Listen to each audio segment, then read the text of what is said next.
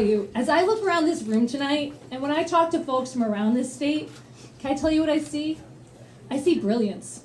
I see community leaders, I see activists, I see talented artists, accomplished professors, I see parents who are passionate about their kids, energy experts, I see Priscilla over here, early childhood specialists and teachers, transportation engineers. I see extremely talented folks of all types who are dedicated to this community.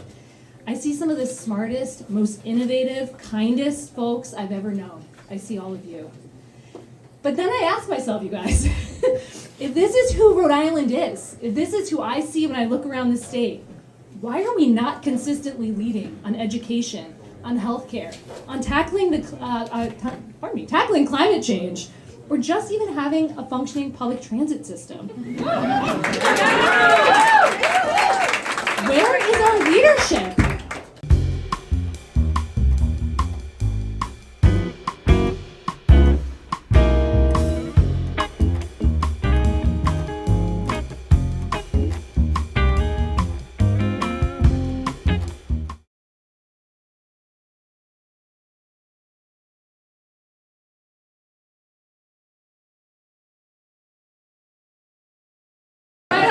Good evening, everyone!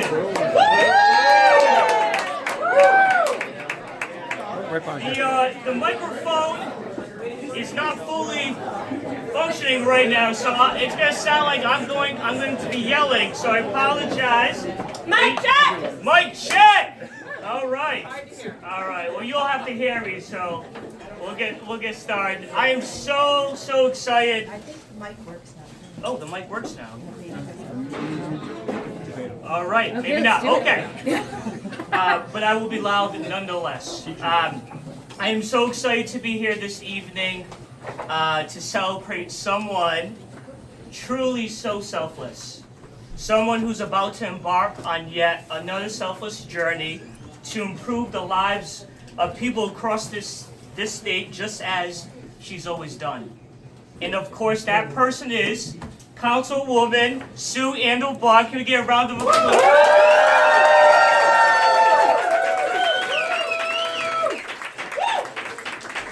I want to start by telling you all that when I was first elected to the Providence City Council, well, I forgot to introduce myself.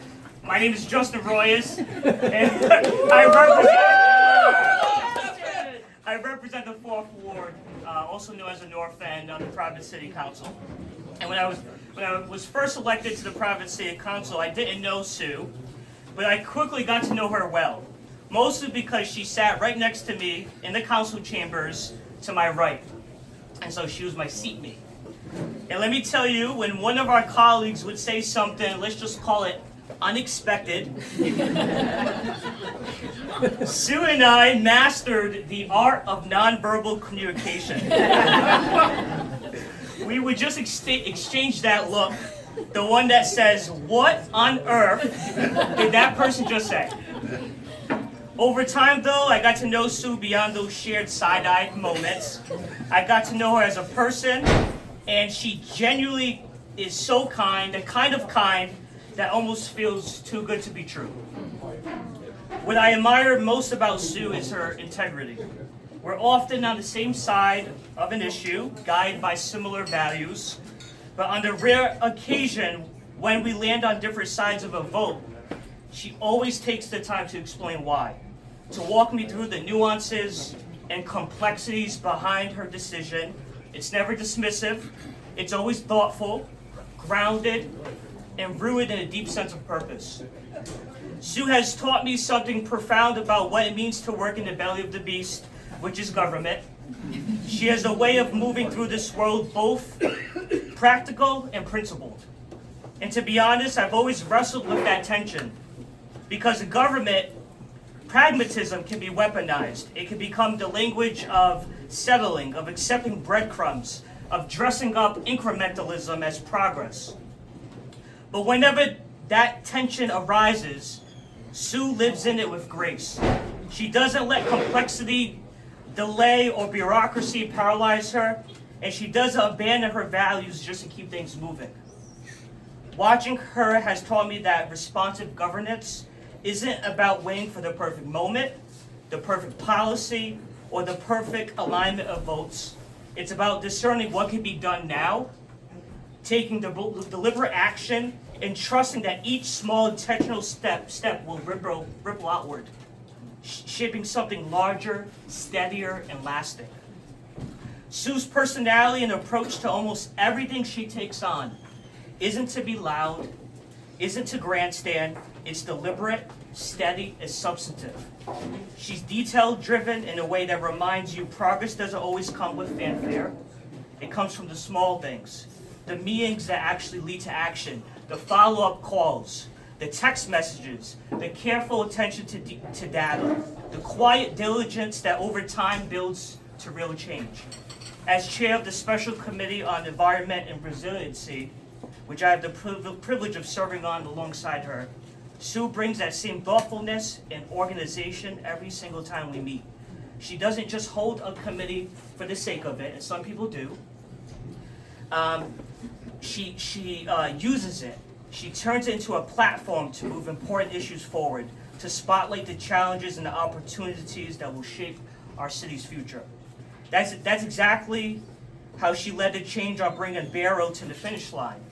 A city ordinance that requires large buildings in Providence to track and publicly report their energy use. It's a bold, practical step towards making our city carbon neutral by 2050.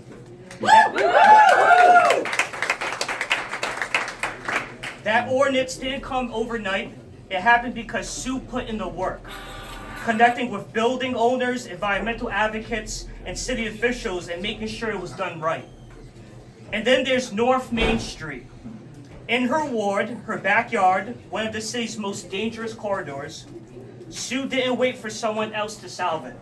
She created the North Main Street Task Force, wrangled 10 different agencies, and pushed the state to let Providence lead a $5 million redesign project to slow traffic, improving lighting, and making the street safer. And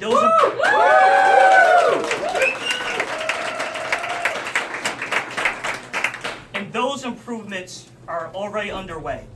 In my ward, we have 2 major corridors that are also dangerous and unsafe. Just a few days ago, a 78-year-old constituent of mine was struck and killed on Branch Ave. The second time he'd been hit by a car. He didn't deserve that. He deserved to live out his days in peace and security, to walk to the corner store, visit a friend, simply exist safely in his own community. Every person in our city deserves that same peace. Because of the success of Sue's North Main Street Task Force, I asked her if we could expand that model to address other unsafe areas across Providence, including in my own neighborhood. And in true typical Sue fashion, she didn't hesitate, she said yes. Just last month, she came to my ward, my neighborhood, to talk to my constituents about Rhode Island's energy system.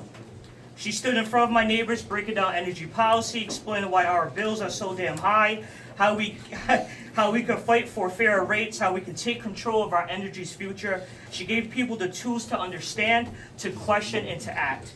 That's who Sue is. Whether it's a citywide climate policy or a small committee meeting, Sue shows up with the same attention, care, and follow through. She listens, she leads, and she gets things done, not for credit, but because it's the right thing to do. And that's the kind of leadership Rhode Island deserves, especially in this moment, when the workings of a fascist presidency and a compromised federal government feel right at our doorstep. We need leaders who are thoughtful, grounded, and unflinching in their values. People who don't bend to pressure, who meet complexity with courage and clarity. And if I'm being honest, the Lieutenant Governor's office, in my view, is notoriously seen as a lame duck position. But it doesn't have to be. In the right hands, it could be a platform, a space to push forward bold ideas, to challenge complacency, and to make government actually work for people. And I believe Sue can do exactly that. So tonight, I'm proud to stand with so many amazing people here, with my colleagues. I'm proud to stand with my friend, someone I deeply respect, and that's Councilwoman Sue AnderBois, as she announces her campaign for Lieutenant Governor.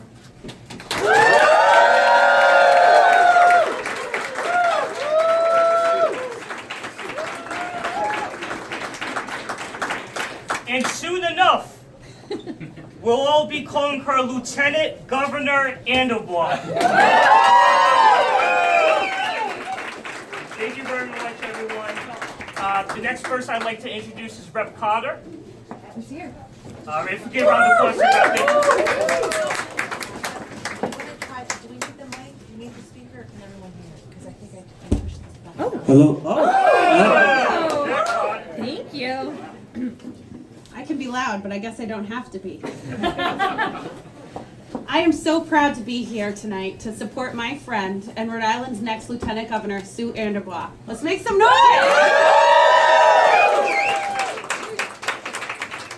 I have had the privilege of working alongside Sue on some of the biggest environmental issues facing Rhode Island. Together, we rolled up our sleeves on forest management and the green bond projects to protect Rhode Island's natural spaces. And I'll let you know right now, Sue knows how to take a very complex issue, bring it to the table, and make real progress for all communities and for our planet. Sue is not a politician who holds party lines. She listens, she works, and she will push for something when she knows it needs to be fixed. Even if that means standing up to powerful interests. And that's what we need in a lieutenant governor. She knows when something doesn't make sense for Rhode Island, we need to be loud and we need to confront it. And she is not afraid to do that. And what I respect most about Sue is that she gets it. She just gets it.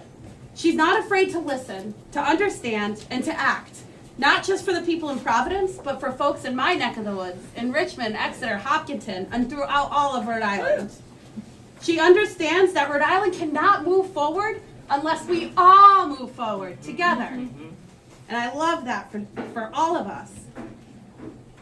She brings people together, rural, urban, Democrats, Republicans, to solve problems that actually matter. She's not running for lieutenant governor to hold a title. And that is really, really important right now in this moment. She's running to give this office real purpose and a vision that we all support. Right? Sue!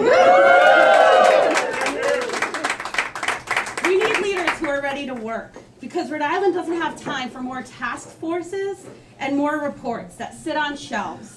We need real results. And we need someone who's ready to work on day one to take on the big challenges. Housing, climate, affordability, and economic opportunity for every single community and every person who calls Rhode Island a home. Sue is that person.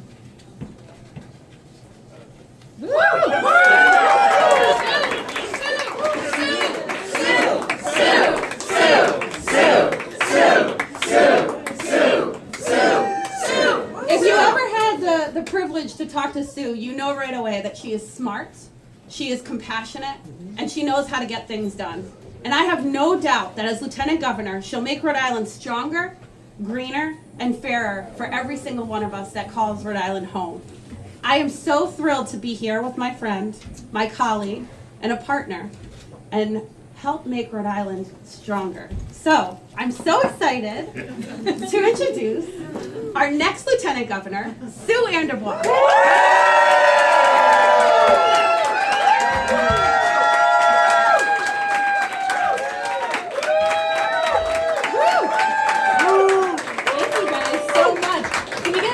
Applause for Justin and Megan. Nobody works harder than those two. And a quick round of applause for the Wild Colonial. What a space. Thank you all so much for being here. I am so excited to be with you all today. I'm Sue AnderBois, and I'm running to be our state's next Lieutenant Governor.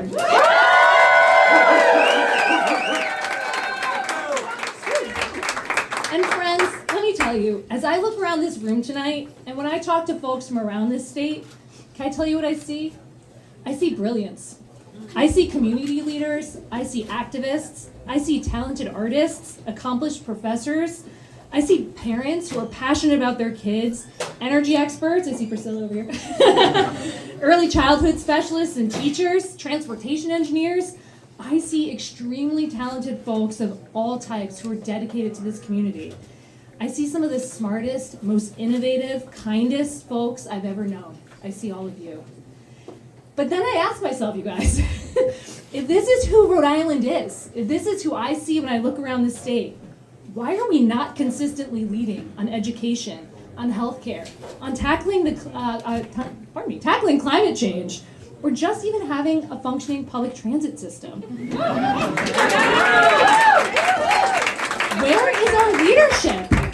And look, we're in a really precarious moment. We know this in this room. Federally, the Trump administration is attacking our rights, they're deporting our neighbors, and they're literally fighting tooth and nail to keep our families hungry and uninsured. They're fighting against science, they're tearing down the East Wing of the White House, they're letting their allies pollute our air and poison our water and our food, all while tanking our economy and holding literal Gatsby parties at the White House while pretending that things have never been better for the rest of us. Shame. Shame! And we know it's not true. We know things are not going well. And in Rhode Island, you guys, we already had our own challenges. In Rhode Island, we're dealing with a lot. We have unconscionable levels of food insecurity. We have unaffordable housing that's driving out long-term residents, young people, artists, workers, teachers. We have skyrocketing energy prices, and we're not holding our utility accountable. And we're seeing things like a quarter-mile bridge taking literal years, and political finger-pointing and retribution taking center stage. Instead of, boo, yeah. Some of you got stuck on that bridge on the way here, and I'm very sorry about it. But instead of us all working together to create solutions that make our roads safer and our transit more accessible. But friends, the good news is we have the tools, we have the people, and we have the talent to tackle these issues together. What we don't have is the luxury of waiting around for the folks in state government to figure that out. Yeah. Too often, they're waiting for poll numbers to tell them what to do, or they're trying to identify who they can blame, or they're commissioning yet another study that they're not going to do. Instead of recognizing how to act, seeing our collective potential, and then hustling for us 24 hours a day, 7 days a week. Because we have huge opportunities in this state. I think a lot of you know I like to say we're the smallest state, best state. And we have the people, and we have so many of the right ingredients. What we need is bold and collaborative leadership. We need leaders who will recognize the challenges we face and not waste time with the finger pointing or the blame. Leaders who will roll up our sleeves or who just never even wear sleeves because we don't have time to roll them up. Figure out what needs to get done, who needs to be at the table, how to make people feel welcome at the table, or what tables we need to just go to ourselves, and then work together collaboratively to get some shit done. And friends, this is the kind of work I've been doing my whole career. You can see it, I hope, in the recent improvements we've made on North Main Street, where I didn't commission a new study. I read the ones that already existed, that we've done over years and years, and then brought the right people to the table, like Rhode, RIPTA, planning, DPW, businesses, our neighborhood residents, Safe Streets advocates, some of whom are here, thank you so much, and amazing city staff. And we've been steadily making progress not only on the near-term fixes, but also for those longer-term systemic infrastructure changes that we know are coming and that are so needed. And friends, I don't want to be cheesy, but you know I am, so here we go. We need leadership that not only has a bold vision, but also a real love for the nitty-gritty details of getting things done and for the people who do it. We know that some of the best work comes from love and collaboration, not from fear and intimidation. Some of the absolute hardest working people I have ever met in my life are city and state workers. And real leaders know how to make them feel valued, find ways to leverage their skills and their talents, and celebrate them and their achievements. That sense of joy and pride is what we need in the State House.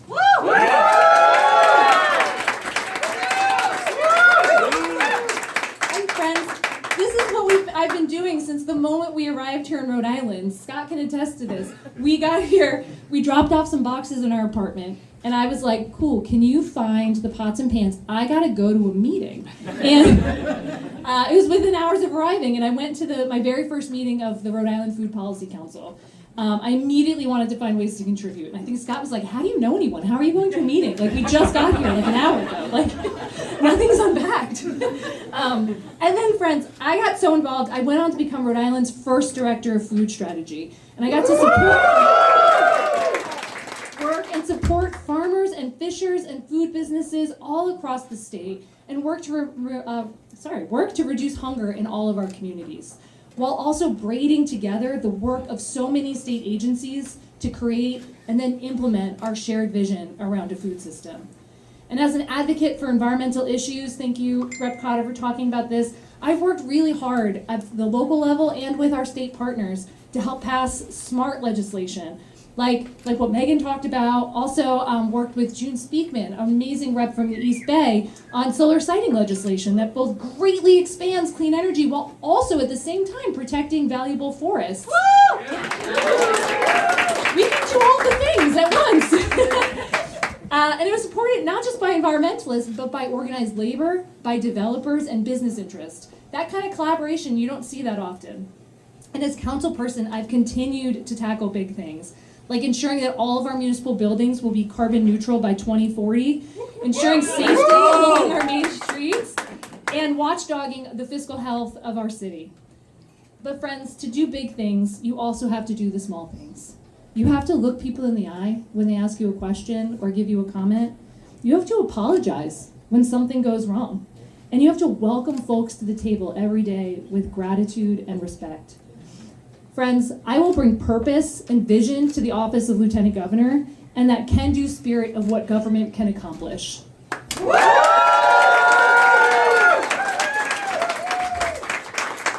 And team, my mom likes to joke that I was born with a to-do list in my hand and had an urgency to get some things done. So I'm gonna cut to some next steps.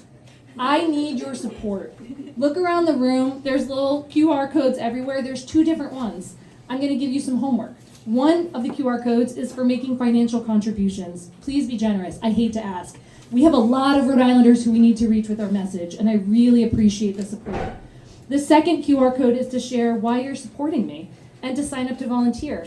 I've been so grateful for so many people who've reached out to ask, how do I make sure people know that you are who should be in state government? We need leaders like you. How do I tell people? This is how you tell people. Fill out the form, and then we can use your testimonial to share that message with other folks who I have not yet had the pleasure to meet. Friends, we have some really big opportunities ahead of us. We need leaders who will bring us together, support us, and then fight like hell for Rhode Island. These are precarious times. But our democracy and our state, these are things worth fighting for. And this is the Rhode Island that we can build together. And as we leave here tonight, spend some more time together, we'll leave here with a spirit of joy, of camaraderie, and a belief that exciting big things are possible. And please know that I will always have Rhode Island's back. And I hope you will have mine, and I'll have your vote for Lieutenant Governor. Thank you so much.